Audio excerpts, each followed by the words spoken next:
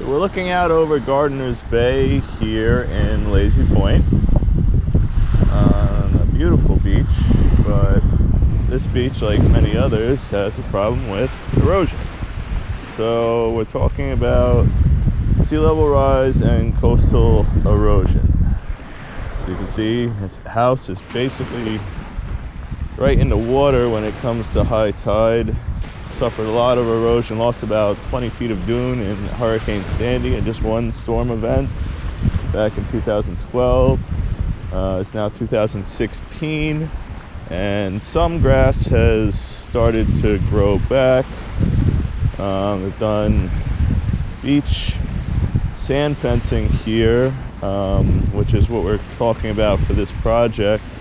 Talking about installing sand fencing, replanting native vegetation, and encouraging that vegetation to create a natural buffer to beach erosion as one solution to help protect homes and neighborhoods against coastal erosion. So where you see all these little flags waving in the wind is where we plan on installing more of the sand fencing, which will then catch the blowing sands and build up a nice another 18 inches or so of nice fine sand, which is really good for the beach grass to be growing in. And that's the basic idea. But the basic concept is that this is a soft structure and a natural structure, as opposed to, and we're going to see in a minute up here, hard structures. And hard structures are bulkheads or groins. And the real conceptual difference to understand is that a soft structure absorbs the wave energy, and a hard structure deflects the wave energy. And instead of actually preventing erosion, a hard structure actually speeds up erosion, because that deflected energy causes vortices in the water, which stir up the sediments and speed up the process of erosion. Whereas the soft structure, natural vegetation being the ideal soft structure, absorbs the wave's energy.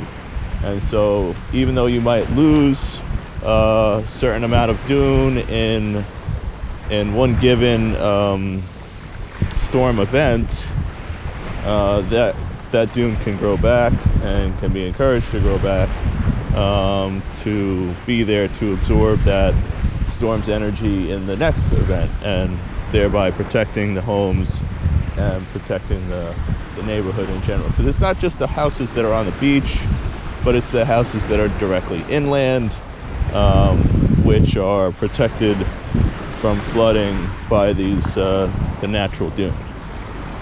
Now here we see groins that were installed, these rock groins going out into the water, installed back in the 50s by the Army Corps of Engineers and never maintained. So they're just here and no one's going to be able to move them or do anything with them. And then we see a series of homes which have bulkheads going back,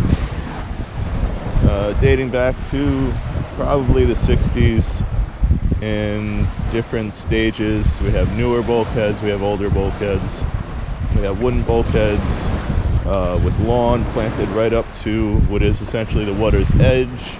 It's not high tide now, but if it was high tide, this water would be right up against the bulkhead, and basically you wouldn't have any beach left because of the erosion, right? This beach really should extend out there into the water, probably another 60, 70 feet or so. But it doesn't, because there's hard structures here, and that's sped up the erosion, and so there's basically no beach left. We have newer bulkheads here. They're constructed of vinyl. Vinyl's vinyl. The installation of these bulkheads was done probably post Hurricane Sandy, when the existing wooden bulkheads that were here suffered quite a bit of damage. We're going to keep moving up the beach here, and we have a grandfathered in bulkhead, which was also repaired post Hurricane Sandy, simply because you can't get permits really to put in new bulkheads. So where this bulkhead was existing is where they were allowed to maintain it, basically, even though it doesn't make any sense, right? You got this bulkhead sticking out in the middle of the water, all the beach around it's been eroded away, and it's a perfect example of how when you have a bulkhead, and the reason why they don't allow new bulkheads to be installed is not only because they don't work, the physics of it, with it deflecting the waves energy and not absorbing the waves energy, but it's also a property rights issue where you have a bulkhead and your neighbor doesn't have a bulkhead. Your bulkhead causes the speeding up of erosion at the edges of that bulkhead, and so this neighbor has basically lost even more beach, and the water is coming, and probably the waves are crashing right under their deck and encroaching on the foundation of their home. So they're not really in a good situation. So it's also an issue of property rights. You know, I'm not allowed to install a bulkhead on a pristine stretch of beach, because then my rights to protect my own property are going to be impeding on the rights of my neighbor to have their property protected because of the increased erosion. So, I mean, this bulkhead, like I said, doesn't make any sense why it's here, only that it was grandfathered in, so they installed it. And then we see a really dramatic example of what I was just explaining, where you have a hard structure, and this is the littoral drift effect. So the littoral drift is the primary direction in which the water flows down a beach, and the primary direction of this flow on Gardiners Bay would be to the west. So we're looking west, and we have this groin sticking out in the water. It's a hard structure, and to the leeward side of the littoral drift we have extreme erosion. Okay, extreme erosion, where I'm pointing the camera, what you're looking at, that should have all been vegetation and beach stretching out for several hundred feet. We see a house in the water. Years ago there was another house in front of that house. All these homes have been affected. These larger homes here that are set back are newer, so they were built after a lot of this erosion occurred.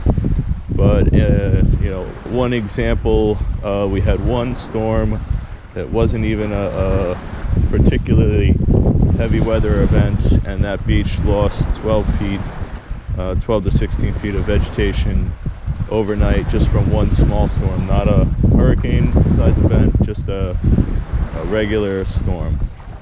So this is a dramatic example of beach erosion and what happens when you have a hard structure sticking out into the water, and the erosion that it actually causes instead of preventing. So hard structures are not the solution, soft structures are the solution.